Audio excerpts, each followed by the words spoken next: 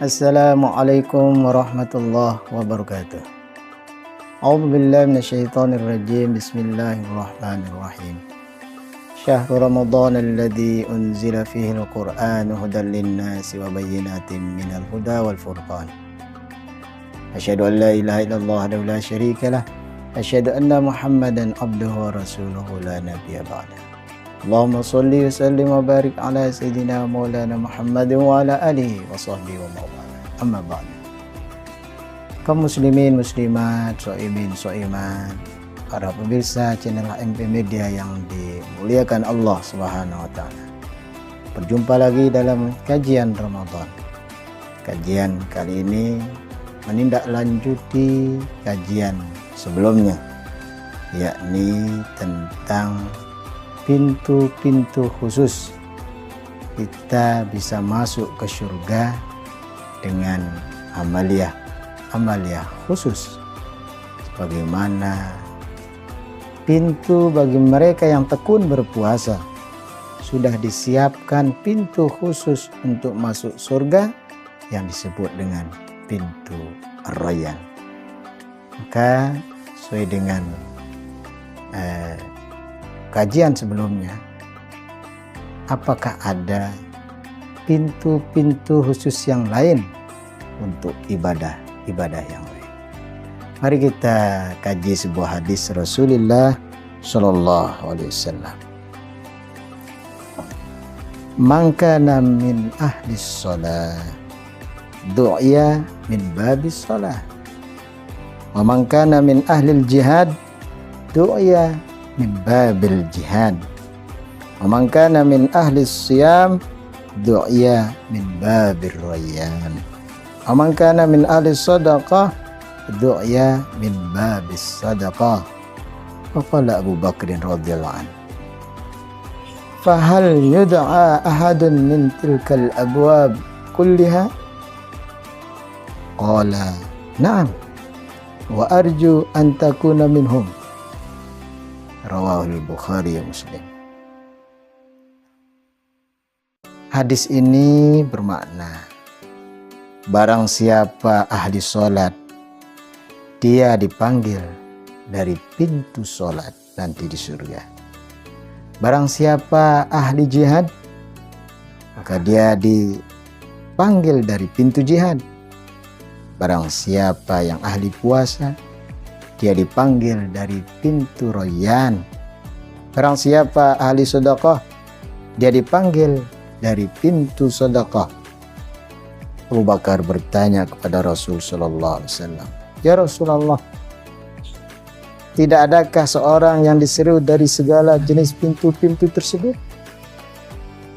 Beliau bersabda, "Ada, dan aku berharap kalian semua termasuk salah satu di antaranya." Kaum muslimin, muslimat, shaimin, shaimat yang dimuliakan Allah Subhanahu wa ta'ala. Mereka yang memprioritaskan kepada salah satu ibadah di antara sekian-sekian ibadah, terutama yang disebutkan dalam hadis tersebut, misalnya ibadah sholat, ada ibadah jihad, ada ibadah puasa, ada ibadah sedekah, atau mungkin ibadah-ibadah yang lain, maka tentu Allah mempersiapkan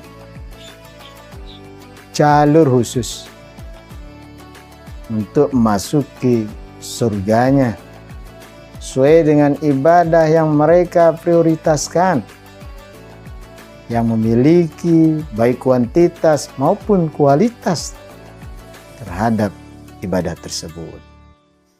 Maka sholat, mereka yang tekun sholat, maka mereka akan memasuki pintu khusus. Mereka lintasi, yakni jalurnya pintu sholat. Mereka yang tekun jihad, maka mereka akan memasuki pintu yang namanya pintu jihad.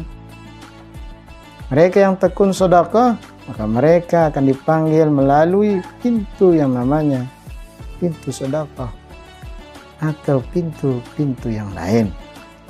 Maka oleh karena itulah, mari kita prioritaskan beberapa amal ibadah, terutama apa yang disebut dalam hadis tersebut, yakni sholat, jihad, puasa, sedekah. Maka Abu Bakar bertanya, adakah di antara kami yang akan memasukinya dari semua pintu-pintu itu? Kan Nabi menjawab, oh iya, ada.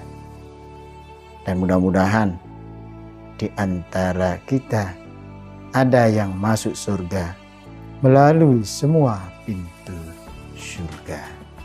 Artinya kita ibadah secara komplit kepada Allah Subhanahu wa Ta'ala. Kita melaksanakan semaksimal mungkin, baik secara kuantitas, banyaknya ibadah. Semua ibadah hampir kita jalani, dan secara kualitas kita juga berusaha semaksimal mungkin untuk melaksanakannya. Maka kalau kita kerjakan ibadah seperti ini, insya Allah kita akan diberikan tiket bebas. Mau masuk dari pintu mana, kita dipersilahkan oleh Allah Subhanahu wa Ta'ala. Maka oleh karena itulah, maka mereka yang diberikan tiket bebas untuk masuk dari pintu surga mana saja yang dia kehendaki, maka dia adalah orang yang nanti di surga mendapatkan kebebasan untuk masuk surga manapun. Layaknya baginda Rasulullah Shallallahu Alaihi Wasallam yang merupakan salah satu hambanya yang diizinkan mendapatkan tiket bebas masuk surga dari pintu mana saja yang dia kehendaki. Mudah-mudahan kita juga berusaha dijadikan oleh Allah mendapatkan tiket bebas masuk ke surga dari pintu mana saja. Oleh karena itulah, marilah kita terus beribadah kepada Allah Subhanahu wa Ta'ala.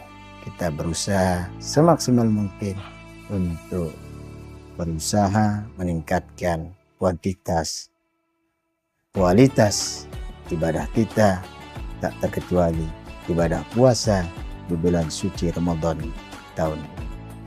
Demikian kajian kali ini, dan ada hikmahnya, dan kita terinspirasi dari apa yang kita kaji pada hari ini.